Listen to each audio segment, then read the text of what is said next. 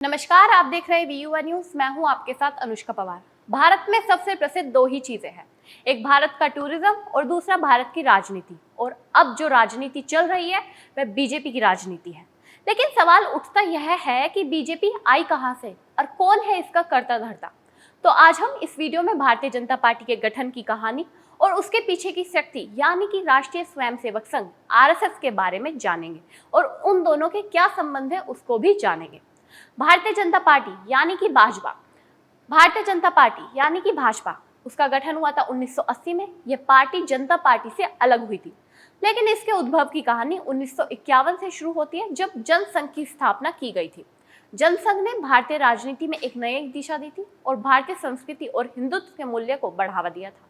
जनसंघ की स्थापना के पीछे मुख्य विचारधारा थी RSS की, राष्ट्रीय स्वयंसेवक संघ, जिसे 1925 में डॉक्टर केशव बलिराम हेडगेवार द्वारा स्थापित किया गया था। RSS का उद्देश्य भारतीय संस्कृति और समाज को सशक्त बनाना था। जनसंघ ने उस समय कांग्रेस के एक अधिकार को चुनौती दी। 1977 में आपातकाल के बाद जनसंघ को काफी मजबूती मिली। जब भारतीय जनता पार्टी का गठन हुआ तब इसका मुख्य लक्ष्य था एक मजबूत वैकल्पिक राजनीति दल बनाना, जो राष्ट्रवादी विचारधारा को आगे बढ़ा सके। भाजपा की स्थापना ने एक नए युग की शुरुआत की। RSS के साथ उसके घनिष्ठ संबंधों ने उसे एक संगठनात्मक ढांचा प्रदान किया। RSS ने भाजपा को न केवल राजनीतिक मार्गदर्शन दिया, बल्कि कार्यकर्ताओं के लिए भी प्रशिक्षण केंद्र के रूप में कार्य किया।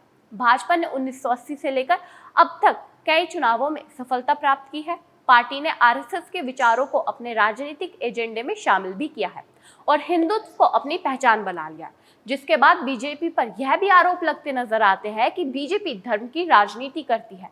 बीजेपी RSS के कहने पर चलती है। 1990 के दशक में भाजपा ने अपनी स्थिति को और मजबूत किया। 1998 में अटल बिहारी वाजपेयी के नेतृत्व में भाजपा ने पहली बार केंद्र में सरकार बनाई। यह उस समय संभव हुआ जब RSS ने अपने कार्यकर्ताओं के माध्यम से पार्टी को मजबूती प्रदान की। RSS और भाजपा का संबंध काफी घनिष्ठ रहा है। RSS ने पार्टी के विचारधारा, संगठनात्मक संरचना और कार्यकर्ताओं के प्रशिक्षण में महत्वपूर्ण भूमिका निभाई है। हालांकि भाजपा ने समय समय पर यह भी स्पष्ट किया है कि वह एक स्वतंत्र राजनीतिक पार्टी है। इसके बावजूद RSS का प्रभाव पार्टी के कई निर्णयों पर देखने को मिलता है।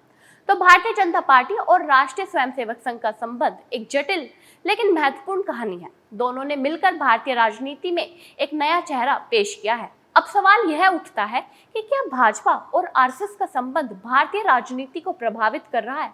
आपके इसको लेकर क्या राय है, हमें कमेंट बॉक्स में जरूर बताएं। ऐसी तमाम खबरों के लिए देखते रहिएगा VU1 न्यूज।